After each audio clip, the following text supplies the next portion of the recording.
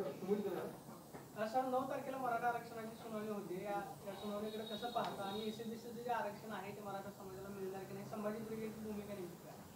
नाही, निश्चितच 50%ची मर्यादा ओलांडत असल्यामुळं सुप्रीम कोर्ट एसीबीसीचा कायदा राज्य सरकार जे महाराष्ट्राचं आहे त्याचा मान्य करण्याची मला सुतराम शक्यता वाटत नाही। त्याचे अनेक कारणांपैकी एकाच जातीसाठी एक वर्ग निर्माण करता येणार नाही, तो ओबीसीच्याच धर्तीवर आहे। त्यामुळं ओबीसीचा एसीबीसी 1 आणि एसीबीसी 2 हे दोन प्रकार वेगळे नाही, एकच आहे। आणि 102वी घटना दुरुस्ती राष्ट्रीय मागासवर्गीयाची आहे, त्याची विचार महाराष्ट्र सरकारने त्यावेळेस केला नव्हता आणि एसीबीसी घटनात्मक तरतूद नसल्यामुळे टिकण्याची शक्यता मला बिलकुल दिसत नाही। आणि एसीबीसी मान्य झालं तर महाराष्ट्रात 52% ओबीसी, 52% आरक्षण आहे, 10% ईडब्ल्यूएस आणि हे 12-13%, म्हणजे एकूण आरक्षणाची व्याप्ती ही 75 ते 80% पर्यंत जाती। म्हणजे याचा अर्थ स्पष्ट होतो की सुप्रीम कोर्टाचं जजमेंट सांगतं की reservation for all is reservation for none. अनेक कारणाने एसीबीसीचं आरक्षण सुप्रीम कोर्टात टिकणार नाही याची मला खात्री आहे। राष्ट्रवादी काँग्रेसचे आणि जे लोक विरोध करतात हे भारतीय जनता पार्टीचे नेते, आमदार, खासदार आहेत। विरोध करणं हे विरोधी पक्षाचं कामच आहे आणि सरकारने न्याय देण्याचं काम आहे, परंतु याच्यामध्ये निष्पाप असलेला मराठा तरुण आणि विद्यार्थी भरडला जातोय। राजकारण केलं पाहिजे का, तो लोकशाहीत केलंच पाहिजे, पण त्याला दर्जा असला पाहिजे। मराठा आरक्षणाचा प्रश्न सामाजिक आहे, पण त्याचं पूर्ण राजकारण झालेलं आहे। ची स्पष्ट भूमिका आहे की सध्या ॲडमिशन सुरू झाल्यात, 11वीची सुरू झालेली आहे, त्याच्यानंतर MBBS, इंजिनिअरिंग, फार्मसी, कॉम्प्युटर सगळ्या क्षेत्रात ॲडमिशन सुरू झालेले आहेत। मराठा समाज हा खुल्या वर्गात आहे, त्यामुळे नैसर्गिक तो ईडब्ल्यूएसचा लाभधारक आहे। पण एसीबीसीचा GR काढलेला आहे सरकार की जोपर्यंत एसीबीसीचा निर्णय येत नाही तोपर्यंत ईडब्ल्यूएसचा लाभ मराठा समाजाला देता येणार नाही। मला सगळ्यांना नमूद करायचं आहे की औरंगाबाद हायकोर्टाने आणि मुंबई हायकोर्टाने 2 निर्णय अलीकडे दिलेले आहेत की मराठा तरुणांना ईडब्ल्यूएसचं आरक्षण पाहिजे असेल तर त्यांना घेता येईल, पण एकदा ईडब्ल्यूएसचं आरक्षण घेतलं तर एसीबीसीचा जर भविष्यात कायदा झाला तर त्याचा लाभ घेता येणार नाही। परंतु मला असं वाटतं की आत्ता महाराष्ट्र सरकारने एसीबीसीचा जो कायदा करण्यासाठी किंवा सुप्रीम कोर्टात त्याला स्टे असल्यामुळं ईडब्ल्यूएस पासून मराठा समाजाला वंचित ठेवण्याचा जो प्रयत्न केला याचा मी प्रथम निषेध करतो। माझी अशी विनंती आहे सरकारला की त्वरित ईडब्ल्यूएसचं सर्टिफिकेट तहसीलदार, प्रांत अधिकारी, कलेक्टर किंवा सक्षम अधिकाऱ्यांना निर्देश द्यावे की ईडब्ल्यूएस इकॉनॉमिकल वीकर सेक्शनचे सर्टिफिकेट्स मराठा विद्यार्थी तरुणांना देण्यात यावे आणि मराठा समाजाला ईडब्ल्यूएसचा लाभ सुरू करावा। एसीबीसीचा जेव्हा निर्णय येईल त्यावेळेस सरकारने नवीन धोरण ठरवावं, पण सुप्रीम कोर्टाची केस जर 3, 4, 5 वर्ष लांबली तर कमीत कमी काही लाख विद्यार्थी आणि तरुणांचं नुकसान मला दिसतंय। म्हणून आत्ताच घटनात्मक तरतूद असलेल्या 103व्या दुरुस्तीप्रमाणे झालेल्या ईडब्ल्यूएसचा लाभ मराठा समाजाला मिळावा। जर सरकार देणार नसेल तर पुढच्या 8 दिवसांनी संभाजी ब्रिगेड स्टाईलने महाराष्ट्रभर आंदोलन केलं जाईल, कारण समाजाला आता आरक्षणापासून वंचित ठेवता येणार नाही।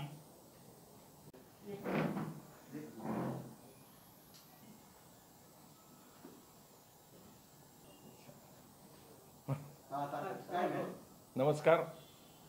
मराठा आरक्षणाचा विषय नवीन वळण घेत असल्यामुळे संभाजी ब्रिगेडच्या वतीने अधिकृत भूमिका या ठिकाणी आम्ही जाहीर करत आहोत की एसीबीसीच्या आरक्षणाला सुप्रीम कोर्टात स्थगिती आहे आणि म्हणून काही लोक नव्याने मागणी करायला लागलेत की ओबीसी आरक्षणामध्ये मराठा समाजाचा समावेश करावा, परंतु याने सामाजिक स्वास्थ्य बिघडण्याची शक्यता आहे।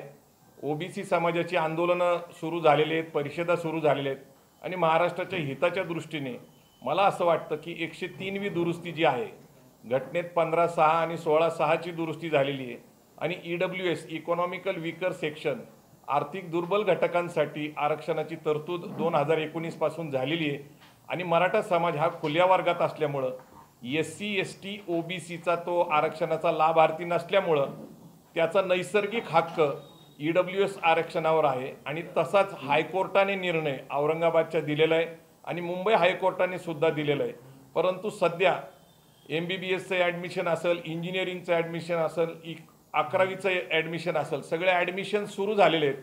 IITचं ॲडमिशन असेल, वेगवेगळ्या ॲडमिशनमध्ये सध्या अडचण येत आहे आणि सगळे पालक मला भेटत आहेत की बाबा ACBCचा निकाल निर्णय कधी येईल सांगता येत नाही, किमान आमच्या मुलांना EWSची सवलत मिळाली तर त्यांना ॲडमिशन मिळेल चांगल्या कॉलेजमध्ये आणि फीमध्ये सवलती मिळतील।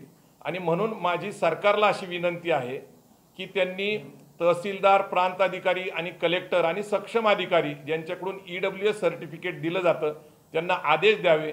सध्या सरकारने एक GR काढलेला आहे आणि तो GR त्याचा आडसर आहे की ACBCचा निर्णय येईपर्यंत EWS लागू करणार नाही, परंतु हायकोर्टाने निर्देश दिल्यानंतर सुद्धा तहसीलदार, प्रांत अधिकारी, कलेक्टर अधिकारी किंवा सक्षम अधिकारी अजून कुठल्याही प्रकारची सवलत EWSची देत नाही। त्यामुळे मराठा समाजातील तरुण विद्यार्थी यांच्यामध्ये अस्वस्थता पसरलेली आहे, पालकांमध्ये अस्वस्थता पसरलेली आहे।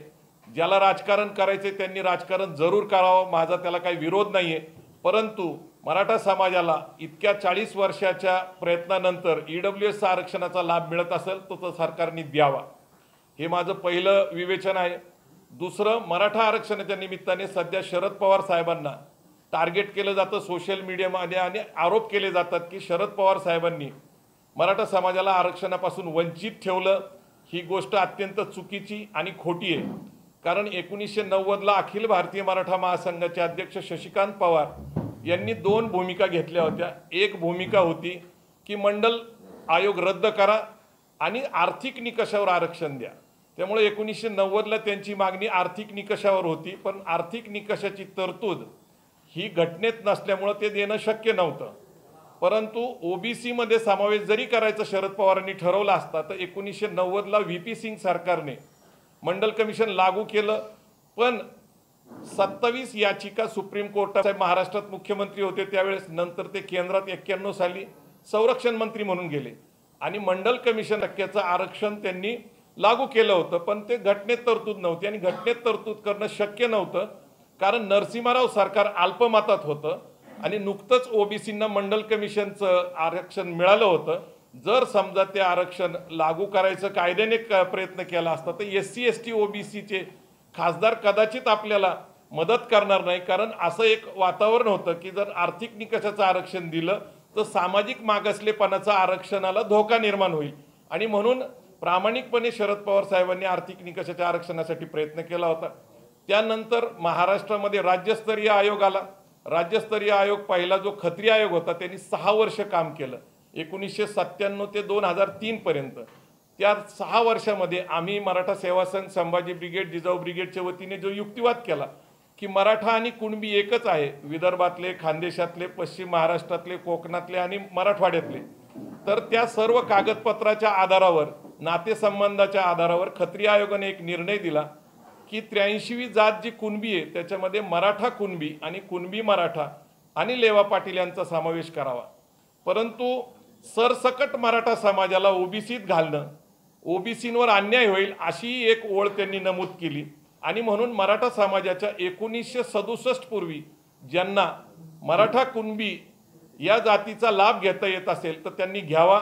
त्यावेळेस महाराष्ट्रात सरकार होतं सुशील कुमार शिंदेंचं, 1 जून 2004ला तो कायदा झाला। त्यावेळेस शरद पवार साहेब हे कृषी मंत्री होते, राष्ट्रवादी काँग्रेसची इथं सत्ता होती, म्हणजे OBCचं जे आरक्षण मराठा कुणबी, कुणबी मराठा म्हणून जो कायदा झाला त्याला शरद पवारांनी मदत केलेली आहे, तो कायदा झालेला आहे। त्यामुळे आर्थिक निकषाच्या आरक्षणासाठी सुद्धा त्यांनी प्रयत्न केला, हे उघड सत्य आहे आणि OBCच्या आरक्षणाचा लाभ मराठा समाजाला मिळतो। त्यावेळेसही खत्री आयोगाच्या आधारावर जे मराठा समाजाला कुणबीचं आरक्षण मिळायला लागलं त्याचंही त्यांचं सहकार्य होतं। त्यामुळं शरद पवारांना या वयामध्ये त्यांना अशा प्रकारचं टार्गेट करणं हे दुर्दैव आहे। ही स्पष्ट भूमिका मी घेतलेली आहे। आपल्याला कुठलेही प्रश्न विचारायचे असेल तर आपण विचारू शकतो। निश्चितच काय अडचण आहे की इंदिरा साहनी विरुद्ध भारत सरकारमध्ये 50% मर्यादा घालण्यात आली होती, ती सोशल बॅकवर्डनेससाठी आहे आणि ती ओलांडली जाते ACBCमुळं। आणि ACBC म्हणजे दुसरं तिसरं काही नाही तर OBC आपण सार्वजनिक जीवनामध्ये म्हणतो परंतु ACBC हा कायदाच आहे, कारण 340 कलम असं म्हणतं शैक्षणिक आणि सामाजिक दृष्ट्या मागास वर्ग, म्हणजे ACBC 1 आणि ACBC 2 असे 2 प्रवर्ग करावे लागतील. 27% ACBC 50%च्या आत येतात आणि 12 आणि 13% ACBC देवेंद्र फडणवीस सरकारने जो कायदा केलेला आहे भारतीय जनता पार्टीचा तो 50%च्या वर जातो. तर सोशल बॅकवर्डनेसची कॅप 50%ची, 10%चं EWS आरक्षण हे 46 आर्टिकल प्रमाणे येतं. 46 आर्टिकल म्हणतं की आर्थिकदृष्ट्या दुर्बल घटकांना सरकार कायदा करून न्याय देऊ शकतं आणि त्या 46च्या आधारावर 15 म्हणजे शिक्षण आणि 16 म्हणजे नोकरी त्याच्यात ॲड करण्यात आलं. 15(6) आणि 16(6) प्रमाणे घटनेत तरतूद केलेली. घटनेत तरतूद केल्यामुळं इंदिरा साहनीविरुद्ध भारत सरकारच्या 50%च्या मर्यादा ओलांडल्याचा या घटना दुरुस्तीमुळं काही परिणाम होत नाही. लोक सुप्रीम कोर्टात गेलेत ही गोष्ट खरी आहे, पण ज्यावेळेस या देशाची लोकशाही ही संसदीय लोकशाही आहे आणि संसदेने केलेलं जे पण कायदा आहे त्याची अंमलबजावणी योग्य प्रकारे करावी याच्यासाठी आपल्याकडे कोर्ट आहे, सुप्रीम कोर्ट आहे, हायकोर्ट आहे. म्हणजे EWSला काही धोका आहे ही गोष्ट खरी नाही. परंतु ACBC हे एकाच जातीसाठी निर्माण केलेला वर्ग आहे, 50%च्या तो वर आहे, घटनेत त्याची तरतूद नाही. आणि 102 जी नवीन घटना दुरुस्ती झाली, जी राष्ट्रीय मागासवर्गीय आयोगाची निर्मिती झालेली आहे पूर्वीच, त्याला घटनात्मक अधिकार आला. त्यामुळं राज्यस्तरीय मागासवर्गीयाला कुठलाही अधिकार राहिलेला नाही जाती समावेश करण्याचा, जाती वगळण्याचा किंवा नवीन वर्ग निर्माण करायचा. ऑगस्ट 2008ला 102वा घटना दुरुस्ती झाली आणि नोव्हेंबर 2018ला बरोबर 2 महिन्यानंतर देवेंद्र फडणवीसांनी ACBCचा कायदा महाराष्ट्रात केला. म्हणजे खऱ्या अर्थाने निवडणुकीला समोर जात असताना त्वरित तो अंमलबजावणी करावा या हेतूने केलेला आहे. जर समजा महाराष्ट्र सरकारने त्यावेळेसच्या 102व्या घटना दुरुस्तीला विचारात घेतलं असतं तर आता जे 9 तारखेला घटनापीठाकडे सुनावणी होणार आहे त्या सुनावणीचं कारणच मूळ हे की 102चा विचार होणं गरजेचं होतं का नव्हतं. म्हणजे फडणवीस सरकारने मराठा समाजाची फसवणूक केली असं ते 100% देवेंद्र फडणवीस सरकारने मराठा समाजाची फसवणूक केलेली आहे, कारण 50%च्या वर आरक्षण गेलं. एक लक्षात घ्या, गायकवाड आयोग हा इतर मागासवर्गीयांचा आयोग होता. इतर मागासवर्गीय आयोगाने शिफारस केल्यानंतर आहे त्या OBC मध्ये समावेश करणं अपेक्षित होतं, पण 52% OBCंना 27%च आरक्षण मिळते, 25% कमी मिळते. म्हणून कुठल्याही राजकीय पक्षाला, सरकारला एवढं धाडस करता येणार नाही की 32% मराठा कुणबी समाज परत त्या 27%त घालणं ते अन्यायकारक होईल. That will be a big burden. आणि म्हणून वेगवेगळ्या प्रकारचे प्रयोग केले जातात. जसं नारायण राणे समितीने इकॉनॉमिकल सोशल बॅकवर्डनेस केलं होतं ते हायकोर्टाने अशा आहे. परंतु एक लक्षात घ्या की 52% OBC, 22.5% SC ST म्हणजे 74.5% झाले. मराठा समाज कुणबी वगळता 15-16% झालं तर आपण ते 90%पर्यंत जातं. म्हणून सुप्रीम कोर्टाच्या जजमेंटमध्ये स्पष्ट म्हटलेलं आहे की reservation for all is reservation for none. म्हणजे तुम्ही विचार करा, आत्ता 52% आरक्षण आहे, 10% SC EWSचं तर चालू झाले, लागू झाले, लोक लाभार्थी आहेत, नोकरी शिक्षणामध्ये त्याचा फायदा होतोय. परंतु आता जर परत 12-13% तर ते 75%च्या वर जाईल. पण OBCंचा टक्का 52%, त्यांना 27% मिळते, म्हणजे लाभार्थी 52%. म्हणजे याचा अर्थ जवळपास आरक्षण 90% लोकांना मिळते. 90% लोकांना आरक्षण देणं म्हणजे आरक्षण न दिल्यासारखं असं सुप्रीम कोर्टाचंच म्हणणं आहे. म्हणजे ACBCचा कायदा टिकण्याची अनेक कारणांनी मला शक्यता वाटत नाही.